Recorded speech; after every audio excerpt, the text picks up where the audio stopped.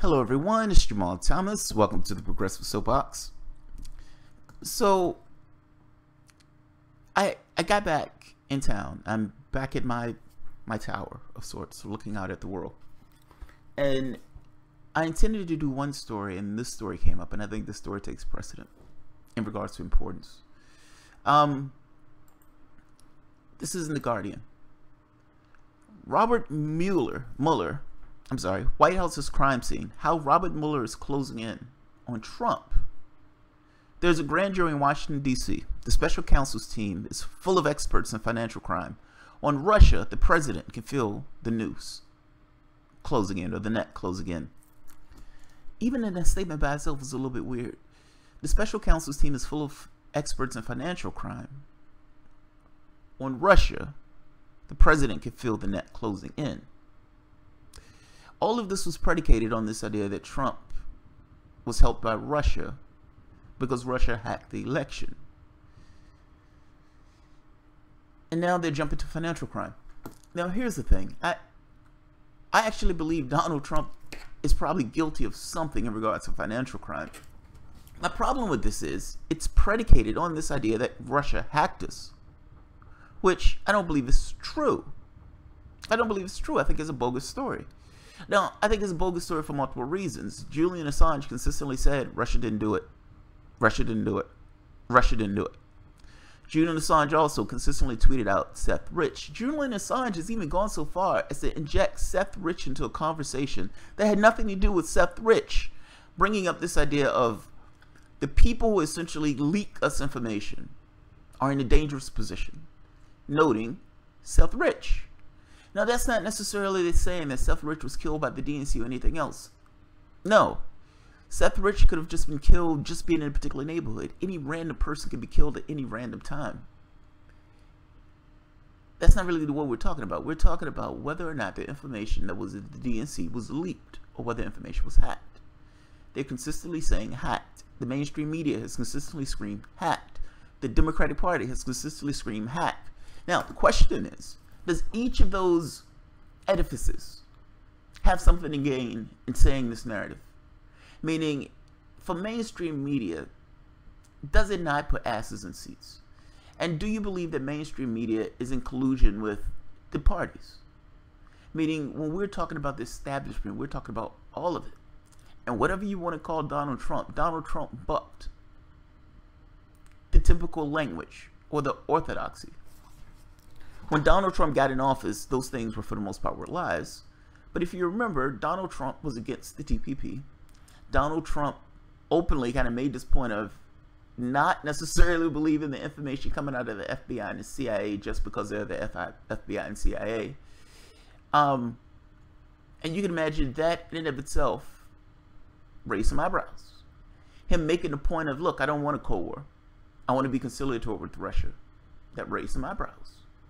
I mean, hey man, you're getting in the way of our profits. We like this idea of a Cold War because this Cold War puts money in our pockets, meaning it gives the United States a reason to buy military hardware. Military hardware being almost like $1 trillion of our budget. And I'm saying military hardware, I just mean military itself, the edifices, or the edifice that we ourselves call our armed forces. $1 trillion a year to hunt people down in caves. That seems kind of ridiculous, right? Because it is kind of ridiculous. The money we spend on the military is more of a jobs program than anything else. Those people work, meaning every bullet that's dropped, or every bullet that's shot, every bomb that's dropped, somebody had to produce that. That was an American worker. Does a congressman have an incentive structure to keep those jobs in his particular district? Meaning, is that congressman going to say, okay, we're going to cut the budget in half? Who's going to buy those bombs? Who's going to buy those bullets? And if there's nobody there to buy those bombs and bullets, all those people who are making those bombs and bullets are going to be out of work.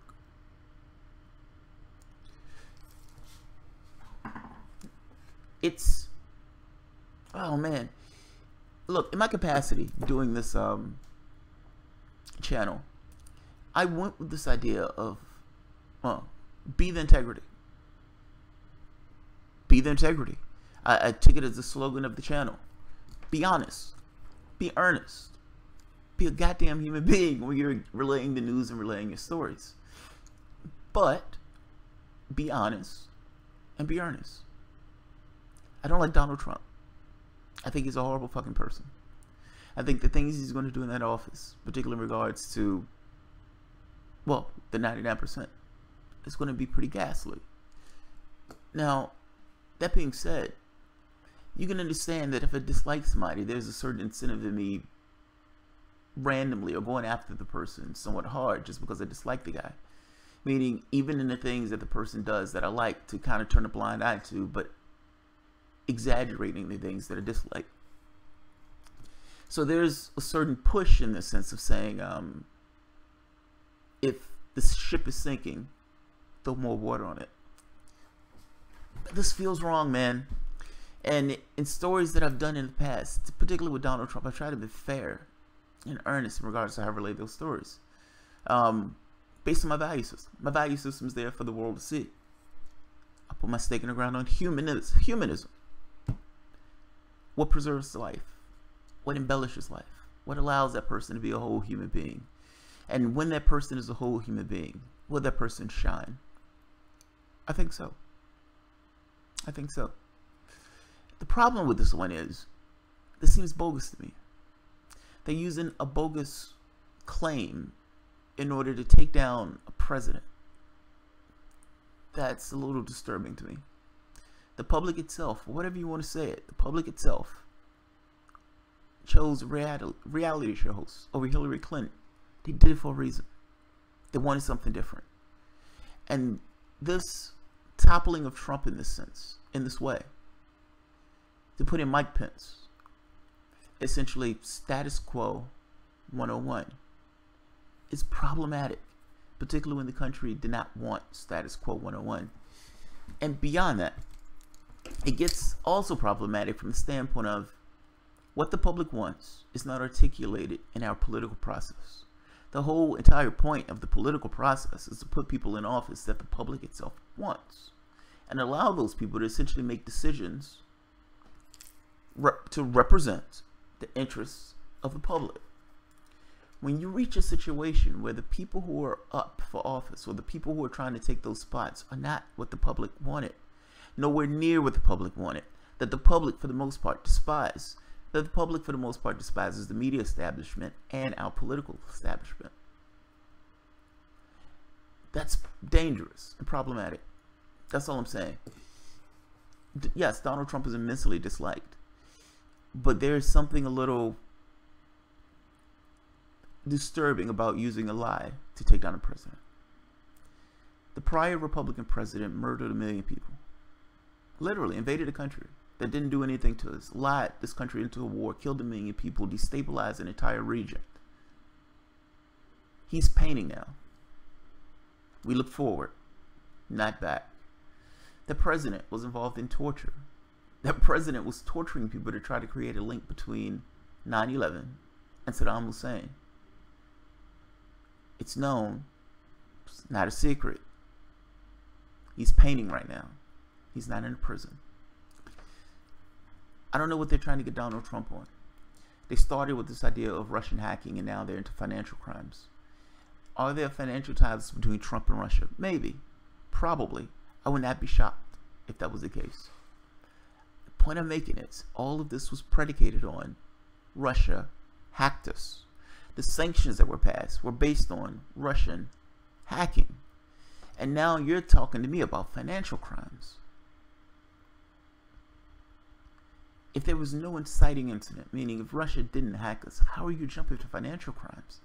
I can understand it if financial crimes was the first thing you went to, but it wasn't.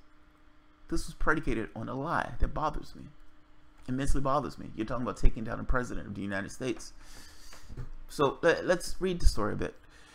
The legal net around Donald Trump's beleaguered presidency tightened dramatically this week with news that the grand jury has been established a few hundred yards from the White House to pursue evidence of collusion with the Kremlin. It's a troubling development for the president and for our country. I'm adding this in, but whether you realize it or not, it's a troubling development in general. You're talking about the intelligence services of this country colluding to some degree with mainstream media and the Democratic Party. I don't use collusion in the sense of people in a smoke-filled room to do something. It's not that. It's common interest. It's common interest. For whatever you want to think of Donald Trump, he does buck orthodoxy. He is immensely grotesque. Whether you realize it or not, that is a problem. Mike Pence has a grandfatherly demeanor. Mike Pence is going to do the exact same thing Donald Trump does, and he's not going to get anywhere near the attention for doing it. I'm sorry, that's an aside. Dramatically this week, with news that the grand jury has been established for a few hungry yards, right? It's a troubling development for the president for several reasons. In the U.S. legal system, a grand jury has broad powers to issue subpoenas and ultimately indictments at the request of prosecutors. The special counsel investigating Trump's Russian interference in 2016 U.S. election, former FBI Chief Robert Mueller, had been using a sitting grand jury in Virginia to authorize his team's demands for documents and witnesses.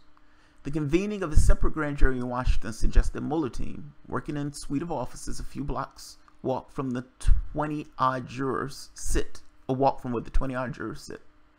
It's going to make extensive use of it. It would not be hospitable to reign for the president. Trump won only 4% of the vote in the District of Columbia.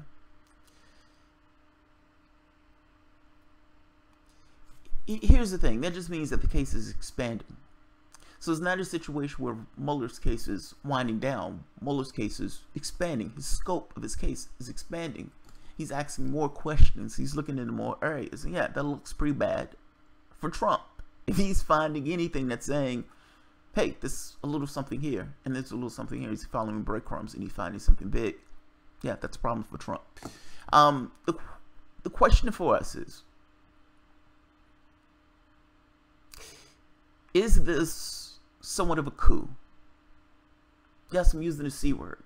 Is this somewhat of a coup?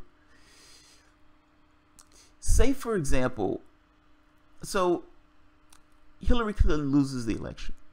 Hillary Clinton screams Russia at the top of her lungs. People kept asking her, how did she lose to reality shows? And she gave an answer. Russia and Comey. The Democratic Party picks up on this cue and screams Russia at the top of their lungs because they're absolutely embarrassed that their person lost to reality show hosts. The news media picked up on what the Democrats were doing and said, hey, the Democrats is giving us information. Let's go with it. It puts asses in seats.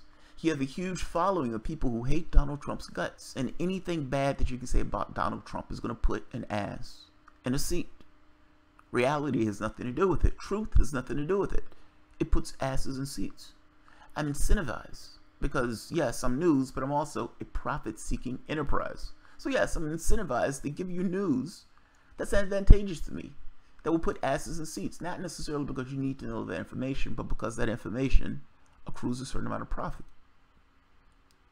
Everybody is incentivized to some degree to tackle Trump, including the people who are for the most part more status quo, meaning Trump is a wild card in that office. Yes, Trump went into that office essentially did all the nasty financial things that you would expect him to do. And once he gets the taxes and everything else, that's going to be gross. Pence is going to do the same thing. But they're trying to tackle Trump. Now the question is, do they have anything to tackle Trump on? If the answer to that is yes, and the answer to that is financial crimes, then you end up with another question. Is it fair that you can make up a lie, Trump versus Russia, Trump hacked us or Russia hacked us, and use that lie for a fishing expedition to find other stuff? Particularly when you're talking about toppling a presidency. And what precedent does this set? I still say they let a guy who tortured, which is against the law, murder a million people, which should be against some law, and destabilize an entire region, which ended up killing millions of people. That guy's at home painting. This just seems sketchy to me. That's all. And putting Pence in that office, I don't think is a better option. If I'm being honest, I would prefer to run against Donald Trump in 4 years. I would absolutely, completely, unequivocally prefer to run against Trump in 4 years. If a ham sandwich was running against Trump in the last election, a ham sandwich would be president. It's just by virtue of Hillary Clinton being in that race that Trump got to where he is. This feels wrong to me. That's all. It's one thing if they find something on him. If they find something on him, okay, fair enough. But understand the premise of this. Russia hacked us. Russia didn't hack us. You had other people who, for the most part, veterans. Look at the information that they're coming up with saying, this is impossible. This is impossible. They're lying. They're incentivized to lie. It's just the point I'm getting at. And in no way is the news agency going to come back around in 8 months and say, okay, you're right. We were lying. This information shows that it's impossible for us to actually have done it.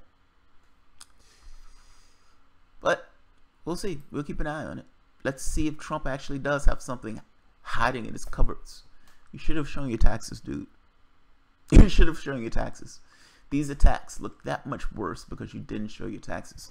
And look, I suspect he didn't show his taxes because something was bad in those taxes. Meaning, if this guy is looking into financial issues. Now, here's a catch. I've always said, I actually probably believe there are ties between Trump and Russia in regards to financial ties.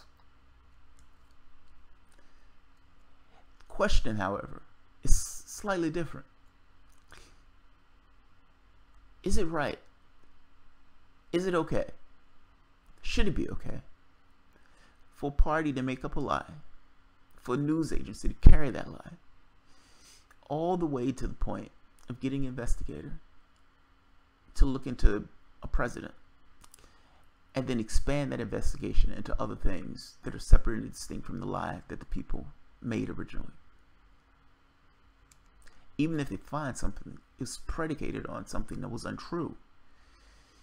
If the VIPs were right, meaning the veteran intelligence officers, the people who looked at the evidence and said, wait a minute, this evidence was forged to make it look like Russia. Who forged that information? That seems a pertinent question. And if somebody forged information to make it look like Russia did it, are we into this area where somebody to some degree is almost trying to frame a president in order to topple a presidency? If the evidence was forged, then this case is bogus. That's what I'm getting at. And yes, if you're talking about somebody forging evidence to attack Donald Trump with to make it look like Russia hacked us, then yes, you're talking about a coup. You're talking about a coup. So, whether it was self-rich or not, I don't know. If Julian Assange is lying, look, I'm hard-pressed to believe Julian Assange is lying. I'm hard to believe Seymour Hersh is lying. I'm hard-pressed to believe that those veteran intelligence officers are lying, particularly when you can look at it from the standpoint of science and say, wait a minute, they couldn't necessarily download the information that fast from a remote host. It had to have been done at site. If that's true, if Russia didn't hack us, if the information was made to look as if Russia did hack us, then yes, this is a coup.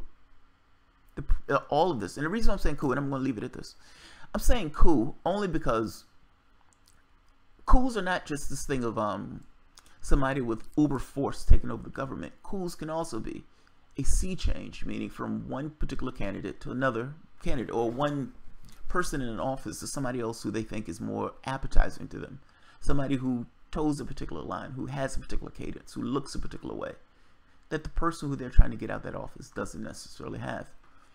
That is certainly the case between Trump and Pence. Pence is a classic status quo Republican. He would fit into a slot, and the world would be a happy place in regards to mainstream media, even to some degree in regards to the Democratic Party. Now, coups are also when that person loses their position for bogus reasons. We're looking into Trump because of Trump and Russia. Trump colluded with Russia. Well, wait a minute. What you're saying right there is false. If what you're saying right there is false, and that false statement is the purely the case, or purely the thing that they use to get him out that office, then it's a coup. You're unseating somebody for something that wasn't necessarily true. In fact, going so far as to doctor evidence to make it look like that person did something that the person didn't necessarily do. Framing another foreign government at that, a nuclear power nation at that, in order to do it. I don't know what else you'd call it. I don't know what you'd call it. Again, I don't like Donald Trump. So this is not coming from a place of love or adoration.